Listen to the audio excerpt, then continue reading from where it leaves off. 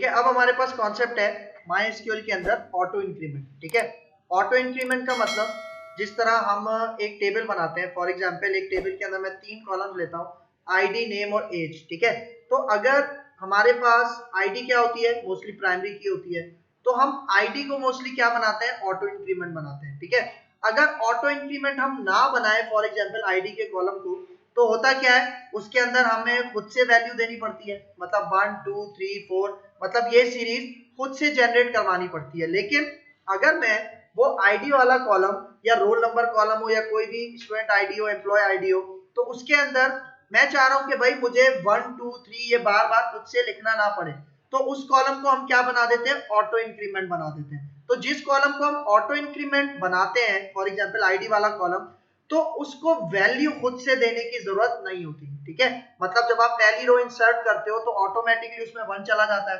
दूसरी रो इंसर्ट करोगे आईडी को वैल्यू दिए बगैर तो सेकंड चला जाएगा, इसी तरह वो सीरीज चलती रहती है। ठीक है, और इसके अंदर हम इनिशियल वैल्यू भी सेट कर सकते हैं, क्योंकि बाय डिफॉल्ट इनिशियल वैल्यू क्या होती है, 1। ठीक है, लेकिन हम इनिशियल वैल्यू सेट कर सकते हैं कि भाई जो मैं डेटा इंसर्ट करूंगा वो कहां से इंसर्ट होना स्टार्ट होगा। जिस तरह बाय डिफॉल्ट वैल्यू 1 होती है, मैं इनिशियल वैल्यू सेट कर सकता हूं 100, तो इसका मतलब 100 से काउंटिंग फिर स्टार्ट होगी, तो ये भी हम कर सकते हैं। ठीक है, तो देखो ऑटो इंक्रीमेंट क्या कह रहा है, auto increment is a function that operates on numeric data, मतलब वो जो सीरीज जनरेट होती है वो नंबर्स में होती है। ठीक है, एक ये बात है, मतलब जो आप अप्लाई करते हो, मतलब मैंने क्या बताया, आईडी के कॉलम पे अप्लाई करते हो तो लाजमी है कि आईडी का कॉलम कोई न्यूमेरिक डेटा टाइप का होना चाहिए, जिस तरह इंटीजर, बिग इंटीजर, इसी तरह सारे। फिर it automatically generates sequential numeric values every time that a record is inserted into a table for a field defined as auto increment. मतलब जिस कॉलम को, जिस फील्ड को आपने ऑटो इंक्रीमेंट बनाया हुआ है, उसके अंदर जब भी आप कोई डेटा इंसर्ट करते हो तो उस कॉलम को आपने डेटा इंसर्ट नहीं करना जिसको आपने ऑटो इंक्रीमेंट बनाया हुआ है। ठीक है, क्योंकि उसके अंदर डेटा ऑटोमेटिकली चला जाएगा, ऑटोमेटिकली इंसर्ट हो जाएगा। ठीक है, एक तो ये पॉइंट है। फिर देखो व्हेन यूज ऑटो इंक्रीमेंट, मतलब हमें ऑटो इंक्रीमेंट को कब यूज करना चाहिए। देखो in the lesson on database normalization we looked at how data can be stored with minimal redundancy by storing data into many small tables related to each other। भाई देखो हम auto increment क्यों करते हैं, क्योंकि ऑटो इंक्रीमेंट क्या करता है, ऑटोमेटिकली नंबर को इंक्रीमेंट करता जाता है। ठीक है, तो इससे फायदा क्या है, मतलब देखो अगर मैं किसी कॉलम को ऑटो इंक्रीमेंट करता हूं तो जब मैं पहली रो इंसर्ट करूंगा तो उसमें जाएगा 1, दूसरी में 2, फिर इसी तरह सीरीज बढ़ती जाएगी। मतलब कि फॉर एग्जांपल 1 पे इंसर्ट हो गया ना, तो ऑटोमेटिकली वो उसके अंदर एक इंक्रीमेंट करके इंसर्ट करवाएगा। इससे क्या होता है, इससे डुप्लीकेशन कभी होगी नहीं। सही है, ये फायदा है, क्योंकि अगर मैं किसी कॉलम को ऑटो इंक्रीमेंट ना बनाऊं और खुद से मैनुअली वैल्यूज प्रोवाइड करता जाऊं, तो एक पॉइंट आता है कि हम कभी कभार डुप्लीकेशन कर देते हैं, और अगर वो प्राइमरी की बनी हुई है तो प्राइमरी की तो हमें डुप्लीकेट वैल्यूज अलाउ नहीं करता, तो उस केस में हमारे पास आता है एरर। ठीक है, तो हम ऑटो इंक्रीमेंट क्यों लगाते हैं, ताकि हम रिडंडेंसी, मैंने बताया था डुप्लीकेशन जो होती है उसको रोक सकें। ठीक है, ये इसका एक पॉइंट है। तो अब यहाँ पे आते हैं, हम अपने टेबल के ऊपर अप्लाई कैसे करते हैं इसको देखते हैं।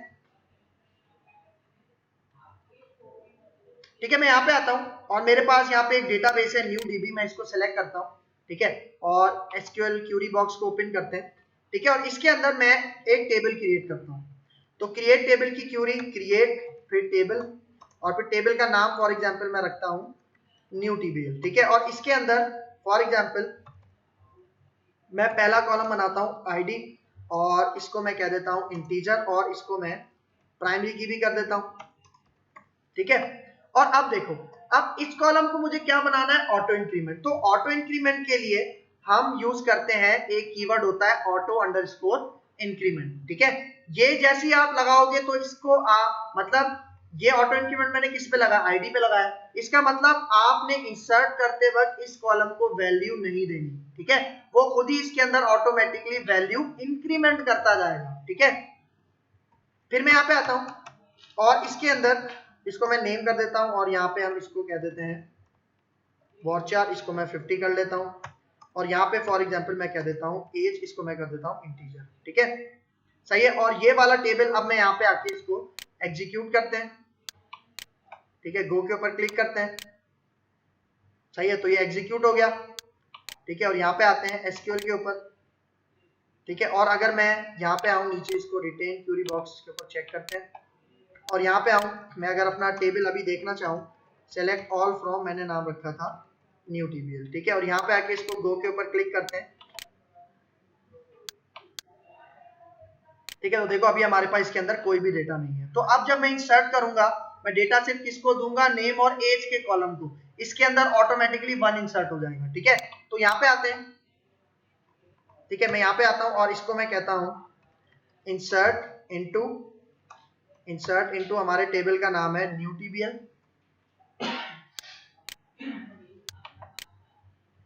सही है।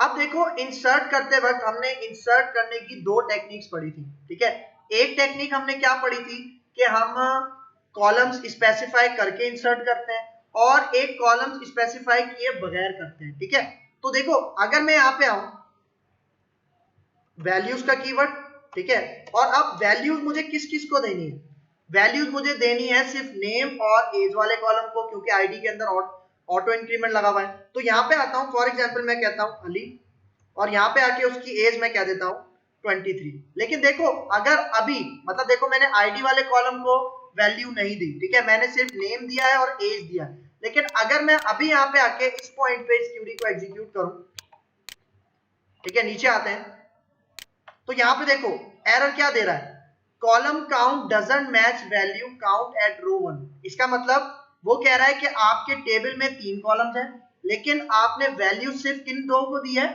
सिर्फ 2 को दी है, मतलब नेम और एज को दी है, आपने उसको नहीं दी। तो देखो वो तो ऑटो इंक्रीमेंट है ना, मैंने बताया, तो उसके अंदर तो खुद जाना चाहिए, लेकिन फिर भी हमें यहाँ पे स्पेसिफाई करना पड़ेगा नल।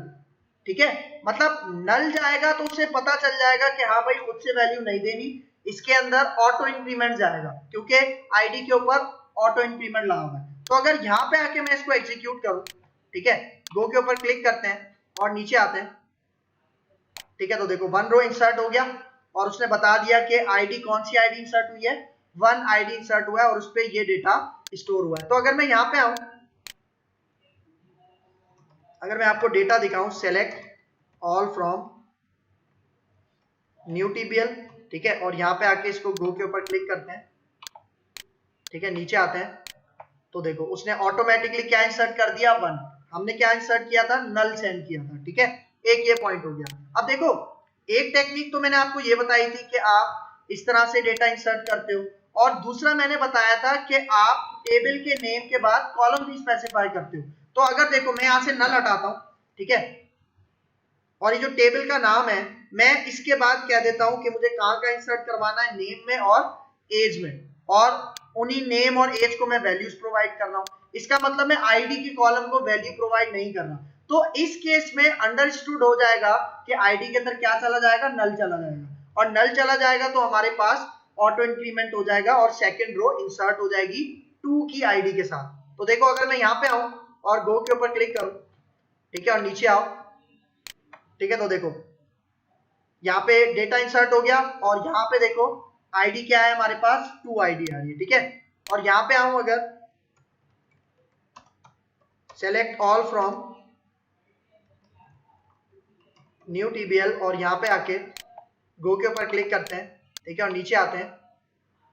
अच्छा मैंने डेटा चेंज नहीं किया था, ठीक है, तो तभी वो नेम और एज डुप्लीकेट हो रहा है, लेकिन आईडी देखो आपके पास 1 अब ये इंक्रीमेंट होती जाएगी। ठीक है, एक तो इसका ये पॉइंट है। लेकिन फिर मैंने क्या बताया था, जब ऑटो इंक्रीमेंट लगाते हैं तो डिफॉल्ट इनिशियल वैल्यू कहां से स्टार्ट होती है, 1 से।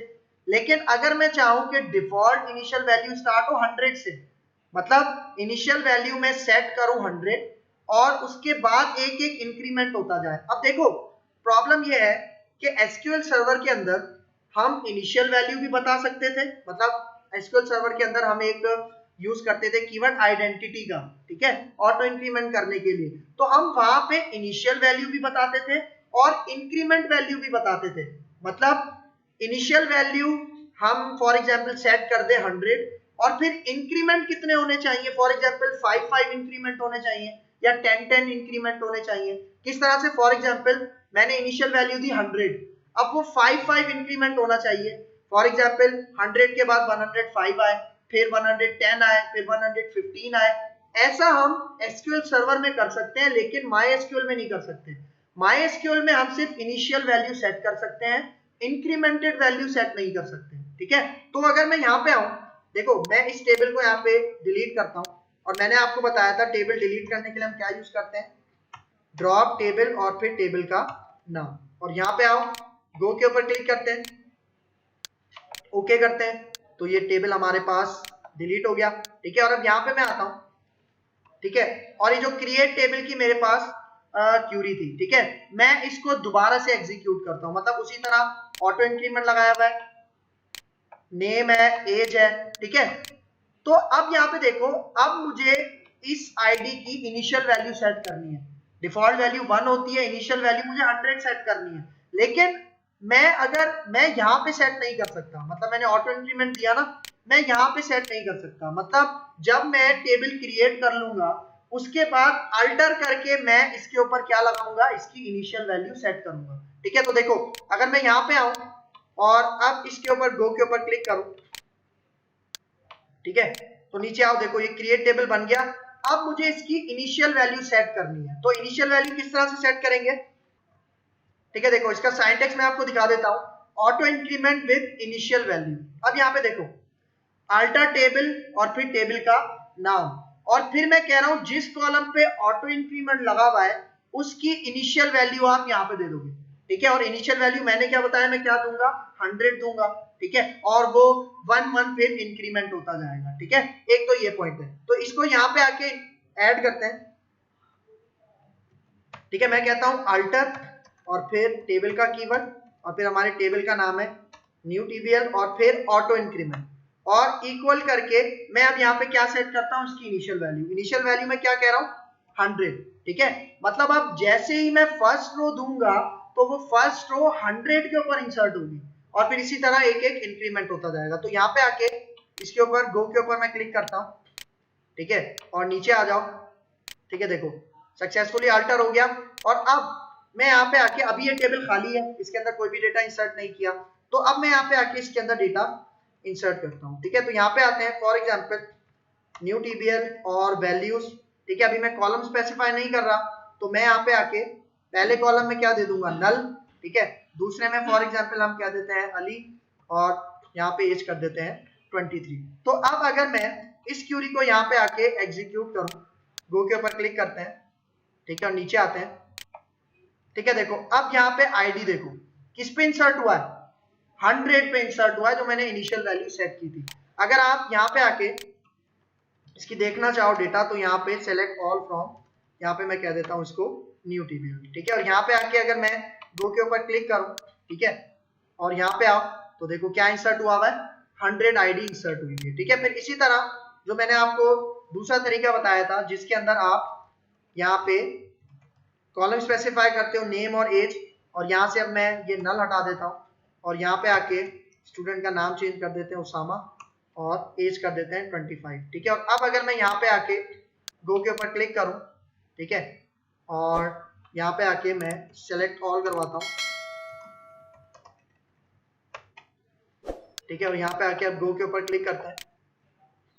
ठीक है, तो नीचे आओ, तो देखो अब सेकंड आईडी पे क्या इंसर्ट हुआ है, 101। इसी तरह अब ये इंक्रीमेंट होता जाएगा। ठीक है, क्लियर है यहाँ तक।